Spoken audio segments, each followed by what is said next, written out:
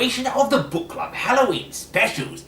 It's the third episode, and so therefore, as you might well have worked out the pattern, it's time to have a look at the third issue of Arlstein's Goosebumps. This novel, this one here, is Monster Blood, which was actually the first of all the novels I've read so far for these reviews that I remembered parts of while reading it, and I guess that means it left at least a slight impression on young Grimm's mind.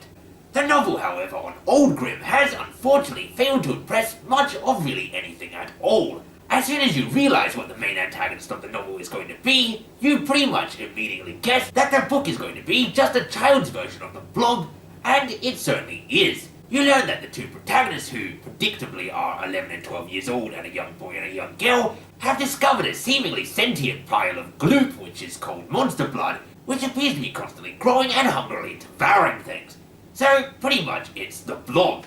In fact, as you can see on the cover of the book, it's green, but the entire time I was reading it, I was imagining it to be purple. More things that are predictable in this novel than the cookie-cutter formula that Arlstein implements kind of predicts is that the parents are both emotionally and physically distant. They're also, just like they've appeared in other novels, absolutely terrible people. In this one, the father pretty much admits that his sister, the protagonist's aunt, is kind of crazy, kind of abusive, and overall a terrible person, and yet the parents decide to leave the child with her anyway, because reasons, I guess, I don't know, who cares. And so therefore the main protagonist, the boy, is sent to his aunt's house, placing him in a location he's not been before, which is once again a part of Arlstein's formula. So while in this new location, we get some heavy foreshadowing about his aunt. He meets a young girl where they go to a weird ominous toy shop where they find a weird ominous toy, namely the Monster Blood, which is where we began this review because the Monster Blood is the Blob. The disappointing thing is that for those of us who realised it was the Blob, we just wanted to see it hurry up and do a rampage.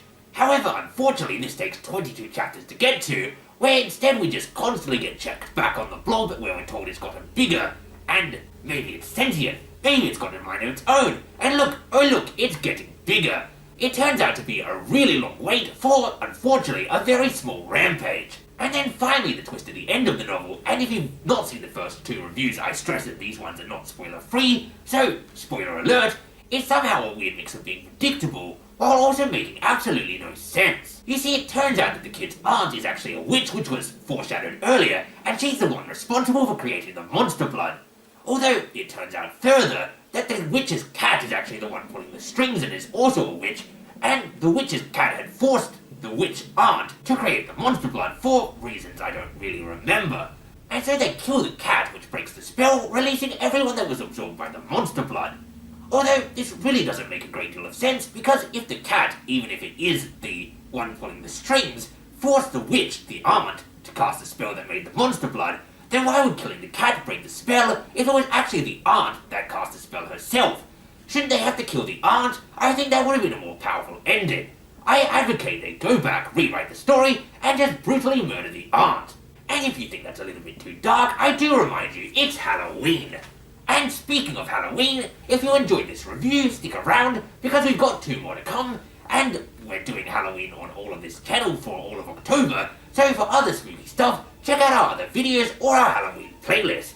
Overall, Monster Blood is not a terrible story, but it's hugely predictable, and really if you've seen The Blob, there's no point reading it, and if you've not seen The Blob, you should just watch The Blob instead of reading the novel.